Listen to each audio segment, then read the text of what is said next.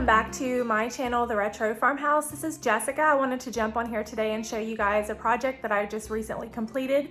I wanted to do some storage for under the bed for my toddler's room, and the bed is so short that I couldn't really find any of those plastic bins or anything like that to put underneath of it. So I decided to just make some custom boxes that I could put underneath here to really maximize the space and items that she could put in there, like toys or dresses or things like that that she could access. So I had a bunch of leftover wood that I wanted to go ahead and use. Although you can use different kinds of wood from different big box stores. You know, they come in various widths, different things like that, but I really like this idea that you can make this as custom as you need to for any type of under bed storage. So let's jump into today's project and I'll show you guys how I made this. So for these boxes, I'm basically just using whatever I have on hand. So I cut down these to the 3 measurements. I went ahead and measured under this bed how tall they were, how wide I wanted these to be, and that's gonna give me an idea of how big I can make these storage boxes, considering they have to be pretty custom. So I went ahead and already cut down the lengths I needed for my table saw here. And these were just some wood pieces that we got from a discount from one of the big box stores for lumber. And so I'm using this now. I gotta sand them down. They're a little bit in rough shape a little bit, but once I sand them down and stain them, they'll be fine. So I'm gonna go ahead and assemble those just into my boxes here. And I might have to go ahead and cut down some pieces to make a little bit shorter because with the 2 of them stacked on top of each other, the way I'm just putting the box together, they're not gonna fit how they are. So I'll go ahead and put those together.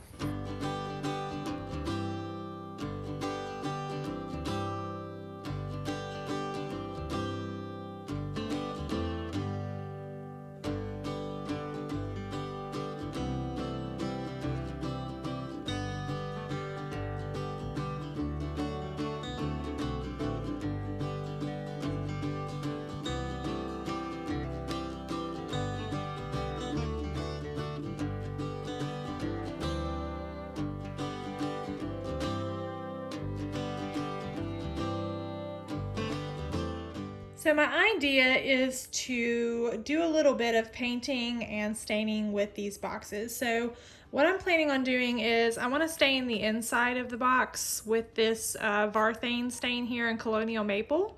I just thought that went really well with the tones of the color that I picked out for her boxes here. I'm going to be using the Beher in Bubble Shell. This is the color. I thought this was just a really sweet kind of vintage looking pink to use on the outsides of the boxes. So I'm gonna stain those and then have this as the outside. But I figured what I'd probably do first is, since it's kind of a gloomy day out today, paint these first, and then after all that dries and I put them together, then I can stain them. So that's what I'm gonna do right now.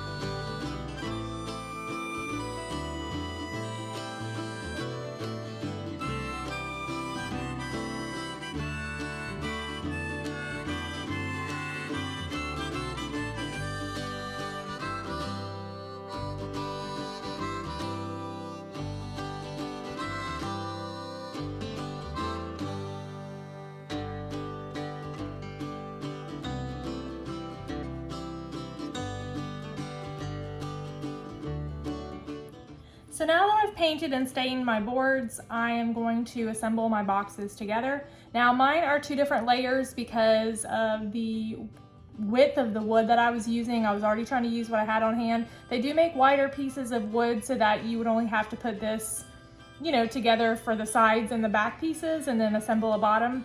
But I'm having to do this in 2 different levels and then put like a little piece of wood here to connect both of those together. So as always, I always recommend to just drill a pilot hole, and then I'm going to use a little bit of wood glue and screw these pieces together first.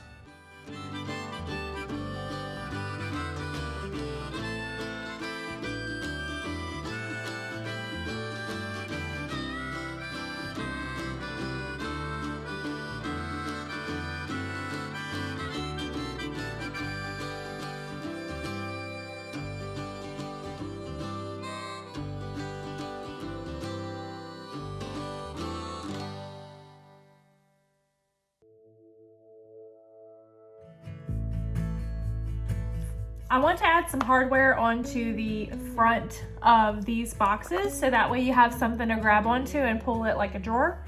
So I've used this before. It's Rub and Buff. It comes in a few different colors. This is an antique gold I'm going to try, but this is great to put over lots of different items if you kind of want to change the patina on them. These are just kind of old and spotted. I found a couple of these in my leftover pieces. I always try to save any type of hardware that I have in case I want to use that on a project later. And so I'm going to put some of this Rub and Buff on these. I only have 2 of these to use.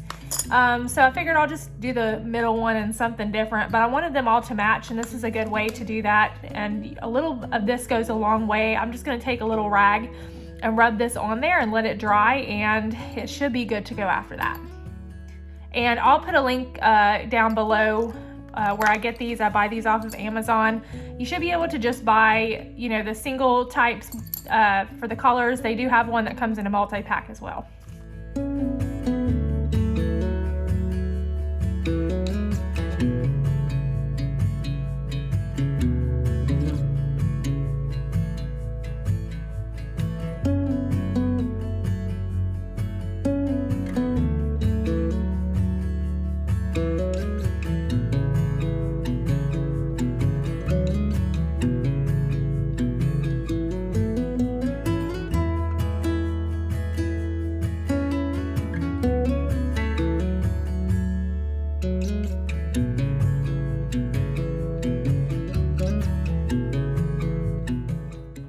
So I don't know if you can tell here, I just wanted you to be able to see the difference, but see how much brighter this one looks as opposed to this one.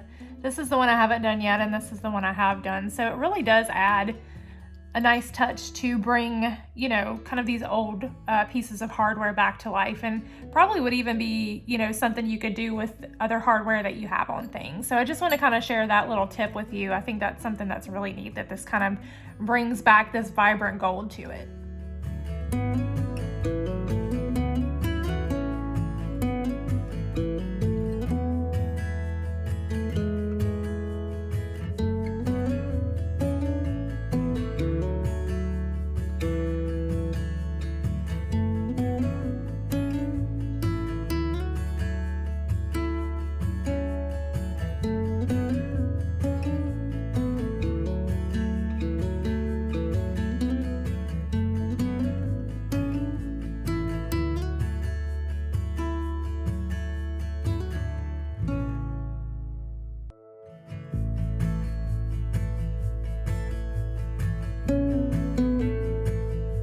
For the bottom, I got this 5mm plywood that I was able to cut down to size for each one of my boxes, and I'm just going to apply that on here with some of my brad nails.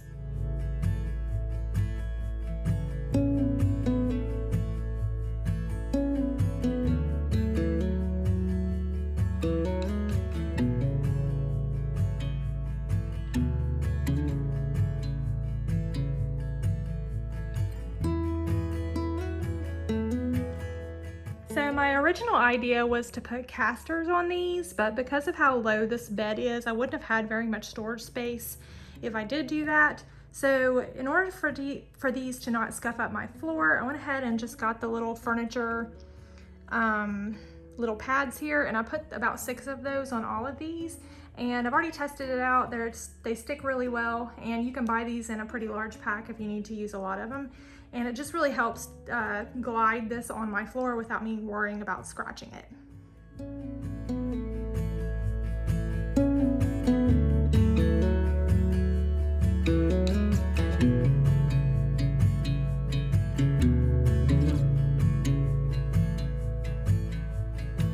I really love the custom look of these under bed storage boxes. I searched all over for the plastic ones to be able to find ones that would fit under this bed, and they really don't. But with this custom design, I was able to maximize the amount of space that I was using for under these beds. And I love that you can really do this for any type of under bed storage. You can make your own. Sometimes it saves you a little bit of money, sometimes it's about the same price, but I like that these are going to hold up a lot better than plastic boxes. Well, that wraps up today's video. I hope you guys enjoyed this video. If you did, don't forget to hit the like button for me, as that really does help my channel. And we'll see you guys again for our next DIY. Have a great day.